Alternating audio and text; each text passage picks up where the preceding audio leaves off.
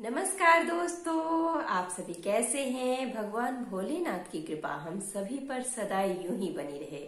दोस्तों, हर महीने में 2 चतुर्थी पड़ती है, एक कृष्ण पक्ष की वहीं दूसरी शुक्ल पक्ष की। कृष्ण पक्ष में पड़ने वाली चतुर्थी को संकष्टी, वहीं दूसरी शुक्ल पक्ष में पड़ने वाली चतुर्थी को विनायक चतुर्थी के नाम से जाना जाता है।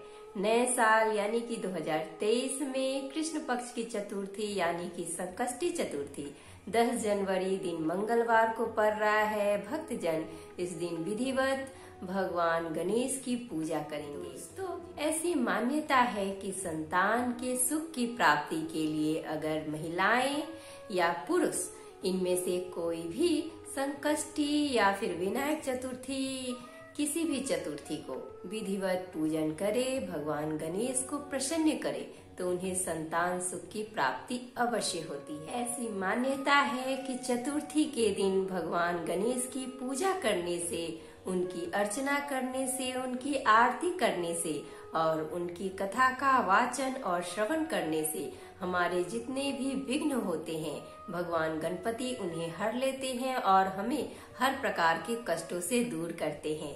हमें भगवान गणपति की विशेष कृपा प्राप्त होती है। ऐसे में दोस्तों, आज के वीडियो में हम संकष्टी चतुर्थी के शुभ अवसर पर भगवान गणेश की संकष्टी चतुर्थी की व्रत कथा के साथ साथ इस दिन भगवान गणेश की पूजा किस तरह से करें कि उनकी विशेष अनुकंपा हमें प्राप्त हो, वह भी जानेंगे।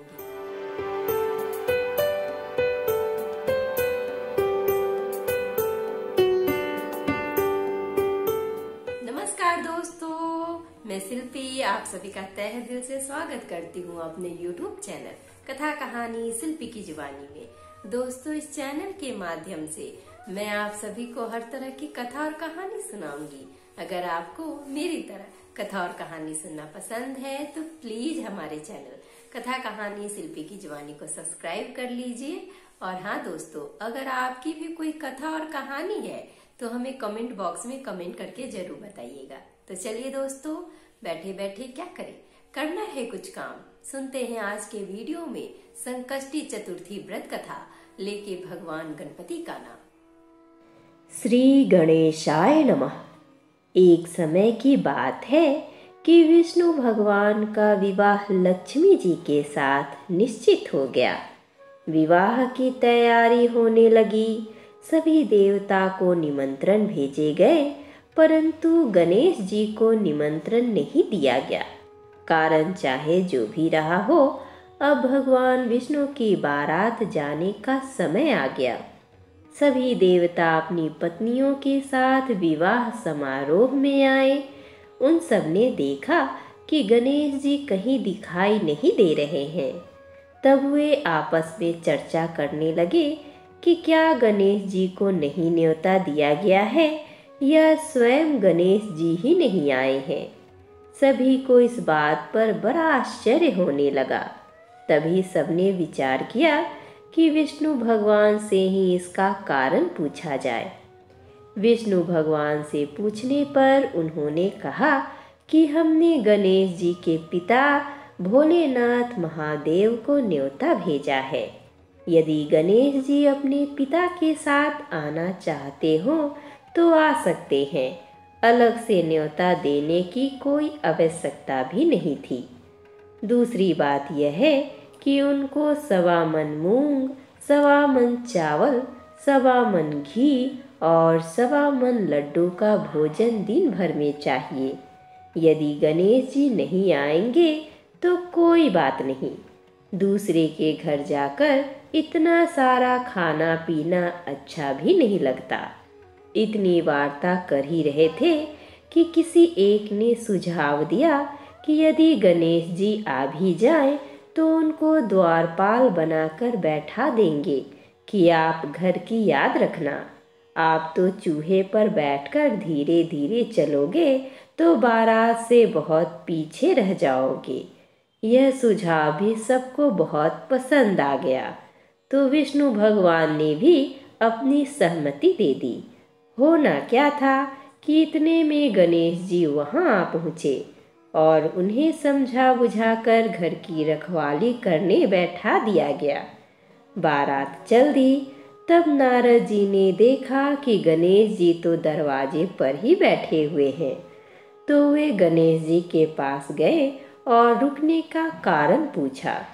गणेश जी कहने लगे कि विष्णु भगवान ने मेरा बहुत अपमान किया है।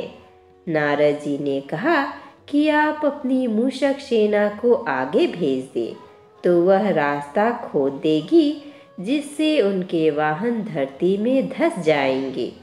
तब आपको सम्मान पूर्वक बुलाना ही पड़ेगा। अब तो गणेश जी ने अपनी मूषक सेना जल्दी से आगे भेज दी और सेना ने जमीन पोली कर दी। जब बारात वहां से निकली तो रथ के पहिए धरती में धंस गए।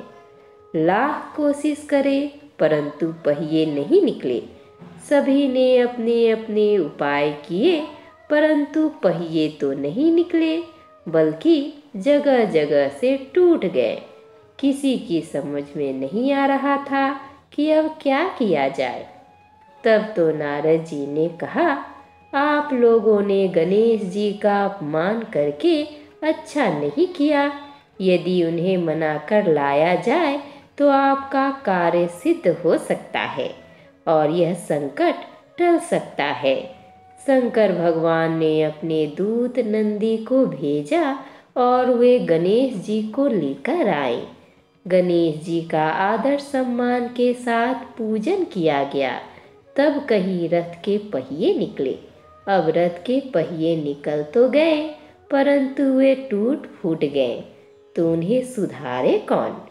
पास के खेत में खाती काम कर रहा था, उसे बुलाया गया।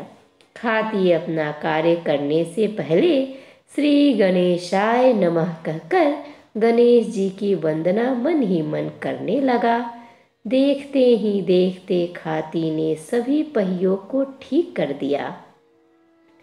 तब खाती कहने लगा कि हे देवताओं, आपने सर्वप्रथम गणेश जी को नहीं मनाया होगा और न ही उनकी पूजन की होगी, इसीलिए तो आपके साथ यह संकट आया है। हम तो मूर्ख अज्ञानी हैं, फिर भी पहले गणेश जी को पूजते हैं, उनका ध्यान करते हैं। आप लोग तो देवतागण हैं, फिर भी आप गणेश जी को कैसे भूल गए। अब आप लोग भगवान श्री गणेश जी की जय बोलकर जाएं तो आपके सब काम बन जाएंगे और कोई संकट भी नहीं आएगा। ऐसा कहते हुए बारात वहां से चल दी और विष्णु भगवान का लक्ष्मी जी के साथ विवाह संपन्न करा के सभी सकुशल घर लौट आए। हे गणेश जी महाराज, आपने विष्णु जी को जैसा कारज सारियो ऐसो कारज सबको सिद्ध करजो। बोलो गजानन भगवान की जय।